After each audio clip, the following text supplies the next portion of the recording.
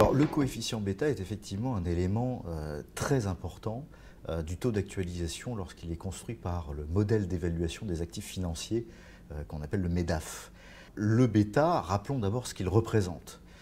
Le bêta représente le risque dit systématique, c'est-à-dire le risque qu'un investisseur en capital ne peut pas diversifier. Il le supportera peu importe la diversification de son portefeuille. Alors, ce bêta, indirectement, représente le risque systémique et puis le risque du secteur dans lequel l'investisseur engage ses fonds.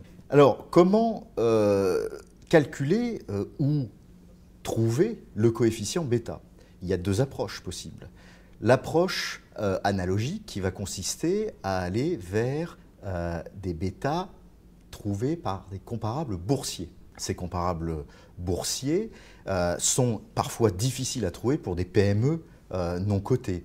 Mais il ne faut pas partir avec l'a priori qui consiste à dire que sous prétexte que nous sommes dans une PME non cotée, il n'y a pas de comparable coté. Il peut y en avoir. Dans ce cas-là, c'est un outil assez intéressant. Alors, faute de comparables boursiers cotés, que l'on peut comparer à nos PME non cotées, on va utiliser une deuxième approche, une approche dite empirique.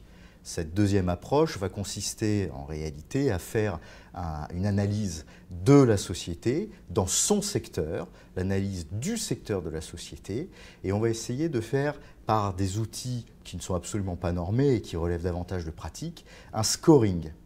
Et à travers ce scoring, on va en extraire un coefficient bêta.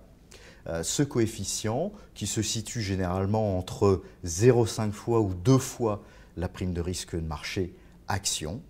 Et il est très important de souligner dans ce cadre-là que l'analyse préalable à l'évaluation est prépondérante dans une bonne détermination du bêta empirique.